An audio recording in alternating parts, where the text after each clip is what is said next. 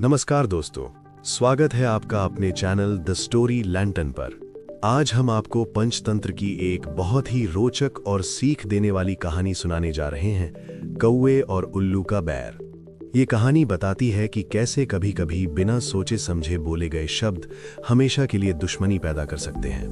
बहुत समय पहले की बात है, एक विशाल जंगल में अनेक प्रकार के पक्षी रहते थे।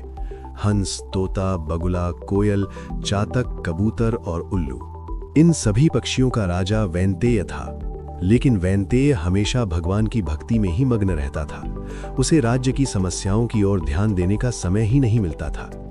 इसी कारण पक्षियों को अक्सर शिकारी और अन्य खतरों से जूझना पड़ता था। एक दिन सभी पक्षियों ने मिलकर एक बड़ी सभा बुलाई।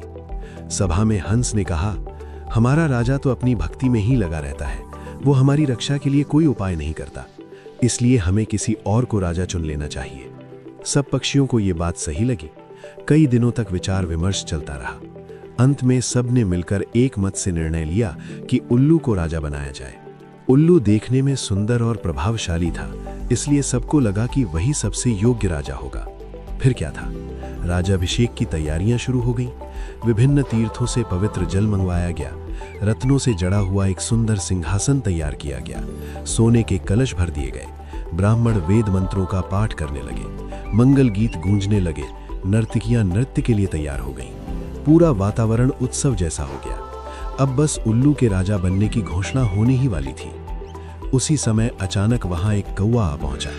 कौवे ने चारों ओर देखा और सोचा, ये कैसा उत्सव है, आखिर यहाँ क्या हो रहा है। पक्षियों ने भी कौवे को देखकर आश्चर्य किया, क्योंकि उसे किसी ने आमंत्रित नहीं किया था। लेकिन सभी जानते थे कि कौवा बहुत चतुर और बुद्धिमान होता है, इसलिए सब पक्षी उसके पास इकट्ठे हो गए और उससे सलाह लेने लगे। जब कौवे को पता चला कि उल्लू को राजा बनाया जा रहा है, तो वो हंस पड़ा। फिर उसने कहा, तुम लोगों ने ये कैसा निर्णय लिया है?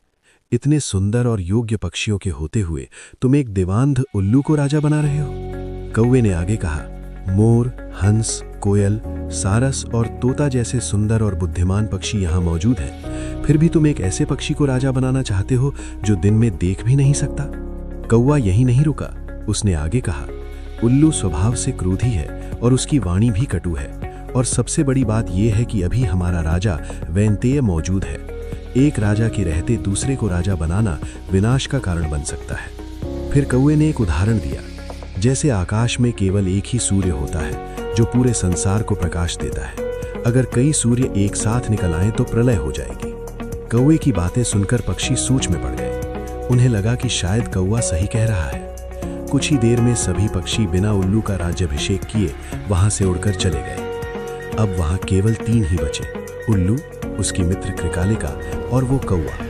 उल्लू ने आश्चर्य से पूछा, मेरा राज्याभिषेक क्यों नहीं हुआ? कृकालिका ने दुखी होकर कहा, मित्र, एक कौवा यहाँ आ गया था, उसने सबके मन में शंका पैदा कर दी, इसलिए सभी पक्षी उड़कर चले गए। ये सुनते ही उल्लू बहुत क्रोधित हो गया। उसने कौवे की ओर देखते हुए कहा, दुष्ट कौवे, मैंने तेरा क्या बिगाड़ा था जो तूने मेरे काम में बाधा डाल दी? आज से मेरे और तेरे वंश के बीच हमेशा के लिए दुश्मनी रहेगी। इतना कहकर उल्लू वहां से चला गया। कौवा भी अब बहुत चिंतित हो गया। उसने मन ही मन सोचा, मैंने बिना कारण ही उल्लू से दुश्मनी मोल ले ली। कभी कभी दूसरे के मामलों में हस्तक्षेप करना और कड़वा सत्य बोलना भी दुखद परिणाम दे सकता है। ये सोचते सोचते कौवा भी वहां से उड़ गया, और तभी से कहा जाता है कि कौवों और उल्लुओं के बीच जन्मजात दुश्मनी चली आ रही है। दोस्तों, अगर आपको ये कहानी पसंद आई हो तो वीडियो को लाइक और शेयर जरूर करें, और ऐसे ही ज्ञानवर्धक हिंदी कहानियों के लिए चैनल को सब्सक्राइब करना ना भूलें।